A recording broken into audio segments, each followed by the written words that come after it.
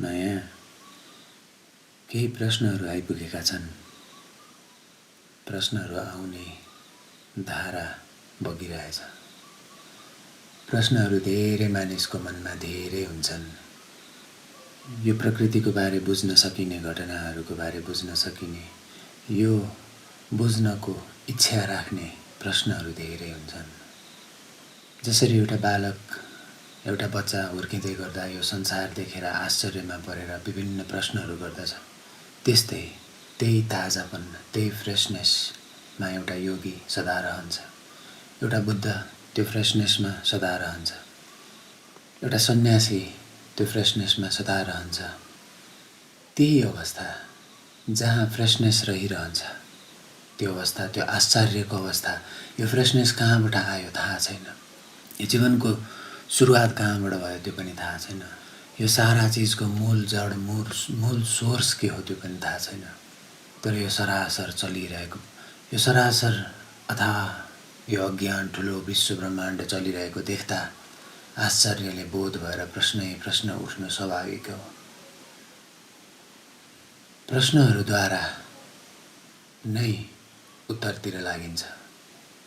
अध्यात्मको यात्रामा सबैभन्दा सुरुको पाइला नै यो हुन जान्छ कि मलाई थाहा छैन, यसको स्वीकार। जब मलाई थाहा छैन यसको स्वीकार हुन्छ, तब आश्चर्यपना बढ्दै जान्छ। झन गहन रूपमा प्रश्न बढ्दै जान्छ। प्रश्नले कहाँसम्म लैजान्छ, सबै स्याडोहरू खोताल पालेर देखाइदिन्छ। र अन्तिममा तिम्रो प्रश्नको उत्तर तिमी भित्रैबाट मात्र आउन सक्दो रहेछ भनेर देख्छौ। त्यहाँसम्मको यात्रा तिमीले गर्नुपर्छ।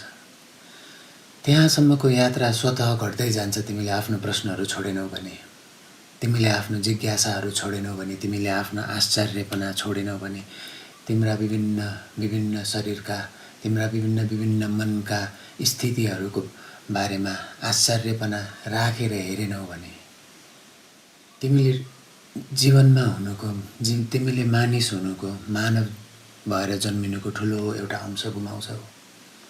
त्यसैले तिम्रा प्रश्नहरूलाई ताजा राख। यो प्रश्नहरू आउने सङ्गालो जारी रहन देऊ।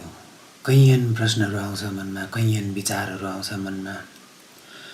कहिलेकाहीँ लाग्छ मेरा प्रश्नका उत्तर भनिदिए पाएदेखि कति हलुका हुन्थ्यो। तर याद गर, कतैबाट पनि कहीँबाट पनि तिम्रो प्रश्नको उत्तर भनिदिने मान्छे कहिले पनि हुँदैनन्। किनकि तिम्रो प्रश्न बुझ्न सक्ने मान्छे पनि कोही पनि हुँदैनन्। प्रश्नको सङ्गालो, प्रश्नको उत्तर नभेटिँदाको अवस्थाको नाम वैराग्य हो। वैराग्यको अवस्थालाई हाम्रो समाजमा कहीँ यसलाई नेगेटिभ फर्ममा देखिन्छ, डिप्रेस्ड भएको अवस्था जस्तो देखिन्छ। तर यो डिप्रेस्ड भएको अवस्था होइन। वैरागको अवस्थामा तिमी आश्चर्यले भरिन्छौ। तिमीलाई थाहा हुँदैन, तिमी वन्डर गर्छौ, त्यही पनि तिमी आश्चर्यले भरिन्छौ। तिमीलाई दुःख हुन्छ, तिमी दुःख देख्छौ, दुःख भोग्छौ, त्यही पनि त्यसमा पनि आश्चर्यले भरिन्छौ। तिम्रा जीवनका सम्पूर्ण ठाउँहरूमा तिमीलाई एक्जिस्टेन्सियल क्वेसन आउन थाले पछाडि तिमी भित्रबाटै शान्तको भाव पनि आउँदै जान्छ।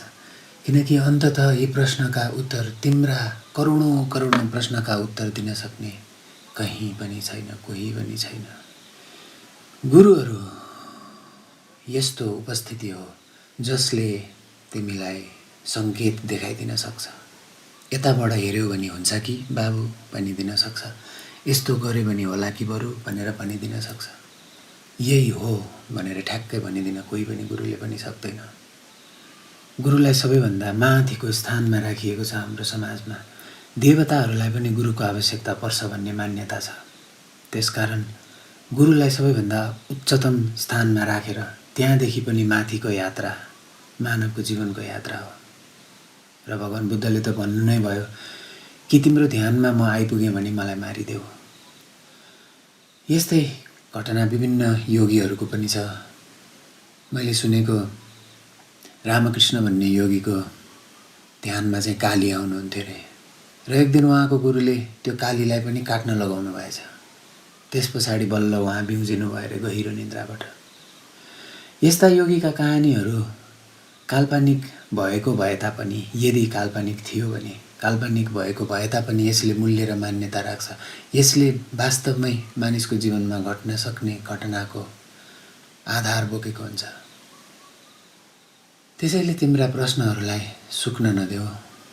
तिम्रा प्रश्नहरू तिम्रा मुखबाट बाहिर निस्किनुभन्दा, तिम्रा हातहरूबाट लेख्नको लागि अगाडि निस्किनुभन्दा पहिला तिम्रा प्रश्नलाई आउन देऊ। एकछिन हेर, कहाँसम्म यो प्रश्न तान्न सक्छु हेर, कहाँसम्म यो प्रश्नले मलाई फलो गर्न सक्छ हेर।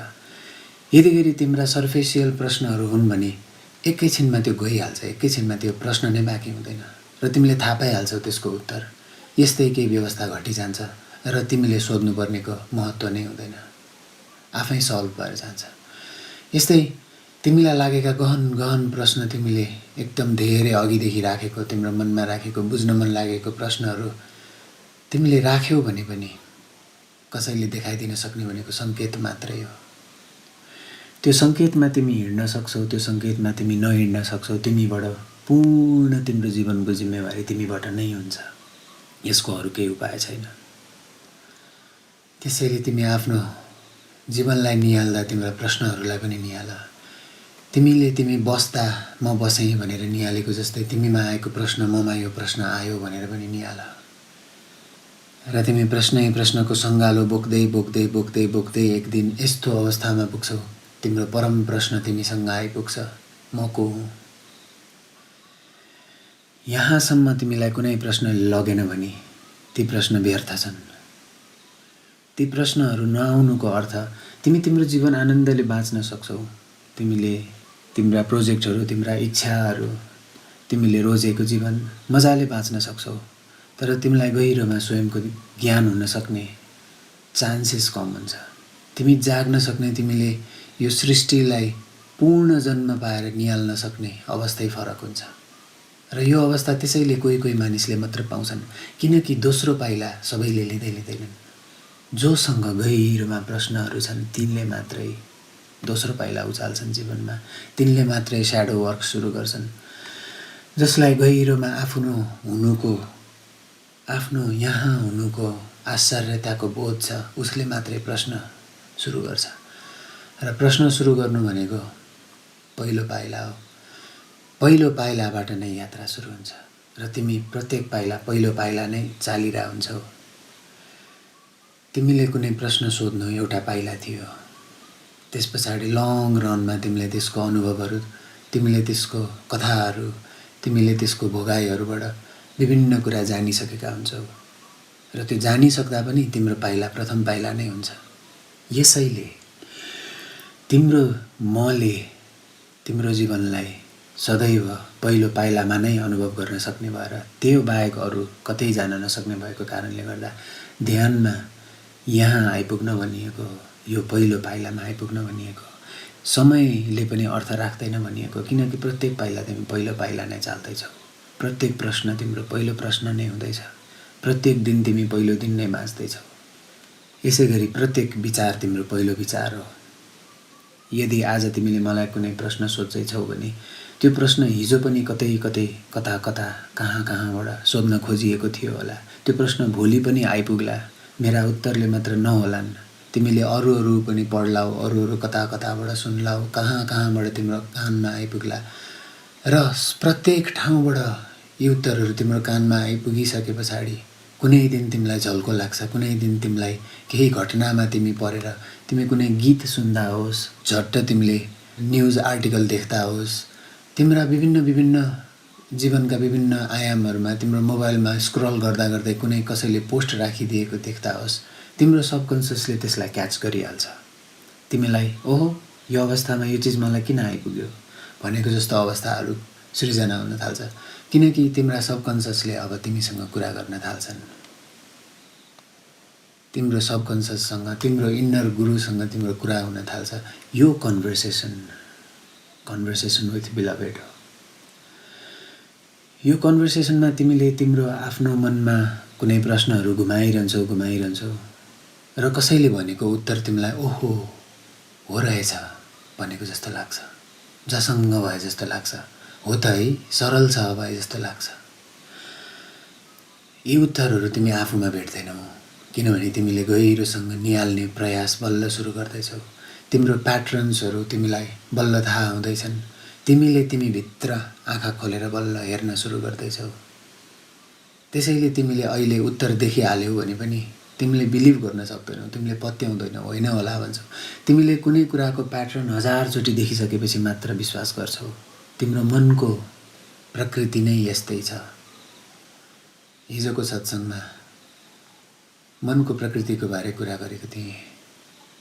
मनको प्रकृति नै त्यस्तै छ कि यसले जे पनि समाइहाल्छ, जस्तो पनि समाइहाल्छ र त्यसकै आधारमा आफ्नो जीवनमा आफ्नो आँखा अगाडि आफ्नो पर्दा बनाएर यो जीवनरूपी चलचित्र चलाइराख्छ। तिम्रा प्रश्नहरूले तिमीलाई यो जागृतिसम्म ल्याउनुपर्छ, त्यहाँसम्म तिमीलाई ल्याउनुपर्छ कि तिमीले थाहा पाऊ तिम्रा प्रश्नहरू पनि कथाहरूबाट आएका हुन्। कथाहरू बाँचिन्छन् र कथाहरू जान्छन्। तिम्रा प्रश्नहरू यो जगतबाट बगेको, तिम्रा रुट्सहरू, तिम्रा साइकी रुट्सहरू, तिम्रो मनोविज्ञान, तिम्रो गहिरो मनको रुट्सहरू, तिम्रो कलेक्टिभ कन्सियसनेसको तिम्रो रुट्सहरू यो पृथ्वीमा गहिरो जडा गाडेर बसेका छन्। त्यहाँबाट तिमी फुल्दै फुल्दै यहाँसम्म आउँछौ। तिमी उम्रिँदै उम्रिँदै पलाउँदै पलाउँदै यहाँसम्म आउँछौ। तिम्रा मनमा कैयन कैयन विचारहरू पलाउँछन् र सेलाएर जान्छन्। त्यस्तै तिमी एउटा ठुलो विचार हौ। तिम्रो यत्रो ठुलो विचार तिमीले तिम्रो डिएनएको स्याम्पलिङदेखि लिएर तिमी फर्स्ट लाइफ यो पृथ्वीमा आएदेखि, फर्स्ट अर्ग्यानिक लाइफ यो पृथ्वीमा आएदेखि त्यहाँदेखि यहाँसम्मको जिनको यात्रा ठुलो कथा बोकेर लिएर आएको छौ। यो कथाको गोल नै तिमीलाई तिम्रा प्रश्नहरूसँग ओपन गराउने हो, तिमीलाई तिम्रा प्रश्नहरूसँग खोल्ने हो। गहिरोमा तिम्रो प्रश्नहरू तिम्रो सबकन्सियसबाट आउँछ। तिम्रो सबकन्सियसबाट यस्ता गहिरा गहिरा प्रश्नहरू, जीवनका बारे प्रश्नहरू घुमाउरो रूपमा आइरहन्छ, तिमीलाई आश्चर्य दिइरहन्छन् ताकि तिमीले दोस्रो पाइला चाल्न सक। तिम्रो जीवनमा तिमीले आफ्नो चक्र देखेनौ, तिम्रो प्याटर्न देखेनौ भने तिमीलाई जीवन बाँच्न त सजिलो नै हुन्छ, केही फरक पर्दैन। तर तिम्रो आफ्नो प्याटर्न देख्दैनौ। जसरी तिमीले अरूको लाइफलाई, तिम्रो वरपर भएको कसैको, तिम्रो भाइको, तिम्रो आमाको, तिम्रो बुवाको, तिम्रो गर्लफ्रेन्डको, तिम्रो बेस्ट फ्रेन्डको कसैको लाइफलाई तिमीले निहाल्छौ र तुलना गर्छौ भने र तिमी त्यसबारे कुरा गर्छौ, त्यसबारे विचार गर्छौ भने ठिक त्यही मात्रामा तिमीले आफ्नो बारे पनि विचार गर्न थाल, आफ्नो एक्सनहरूलाई पनि हेर्न थाल। आफूले लेख्ने, आफूले बोल्ने, आफूले यो संसारमा प्रस्तुत हुने हरेक तरिकादेखि लिएर तिम्रो आफ्नो पर्सनल तरिकामा पनि तिमी बिस्तारै उठ्दाखेरि, तिमी पानी खाँदाखेरि, तिमी हिँड्दाखेरि, तिमीले आफूले आफूलाई ऐनामा हेर्दाखेरि यो आश्चर्य भाव बेला बेलामा राखिराख। तिम्रो प्रश्न गहिरो रूपमा कलेक्टिभ कन्सियसनेसबाट आएको सारा जगतको प्रश्न हो। तिमीबाट मात्र यो प्रश्न फुरेको होइन, धेरै धेरै मानिसहरूबाट यी प्रश्नहरू फुर्छन् र कोही कोहीले मात्र यी प्रश्नहरूलाई ध्यान दिन्छन् र नयाँ आयाममा प्रवेश गर्छन् जीवनमा। त्यसैले आजको प्रथम प्रश्न लिउँ।